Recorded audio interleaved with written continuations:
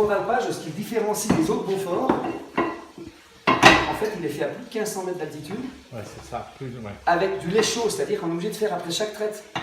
Les autres Beauforts, le lait est refroidi le soir et transformé le matin avec le lait mélangé. En Beaufort d'alpage, on est obligé de faire après chaque traite avec un seul troupeau.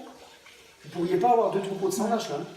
D'accord, un seul troupeau, 2 fois par jour et de façon traditionnelle. C'est-à-dire qu'en fait, le décaillage du caillé, c'est encore aux tranches caillées avec l'appareil qui est là.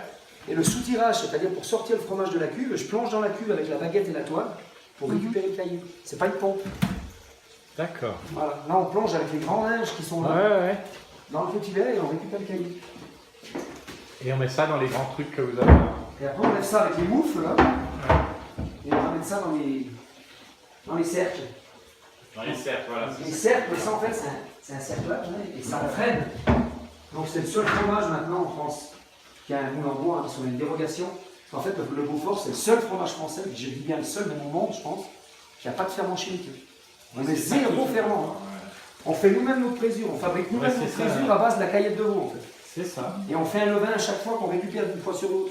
Mais dans les tomes, dans les raclettes, dans les reblochons, dans tout ce que vous voulez, les mentales, tout, il y a partout des reblochons, il y a partout des ferments chimiques. Même dans le comté, il y a des ferments. Voilà. Parce que le comté, c'est presque le plus proche du Beaufort, sauf qu'il y a des ferments.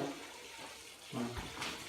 Donc ce qui fait que l'acidification, elle ne se fait pas du tout de la même manière. Parce que pour qu'un fromage se conserve, il faut qu'il s'acidifie en fait. Et quand vous mettez des ferments, souvent vous mettez des streptocoques, des choses comme ça, et vous faites attaquer l'acidification en cuve. Alors nous, l'acidification elle est naturelle, et en 24 heures derrière le fromage. C'est pour ça que dans l'atelier, il ne faut pas qu'il fasse trop froid.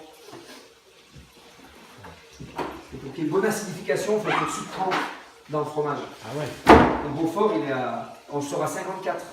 Donc ce qu'il y a de bien, c'est qu'au bout de 24 heures, quand on a une sonde, ils sont encore à plus de 30. Souvent, il y a 34, 35.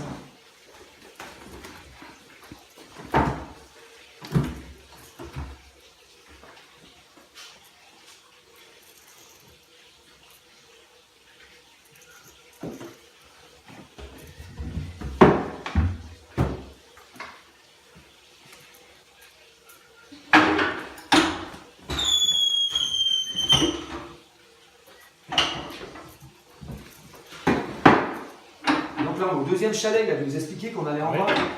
Au début de l'été, on va un mois en bas, un mois et demi ici, puis après on retourne un mois au chalet du fond, celui qui est au début de la vallée.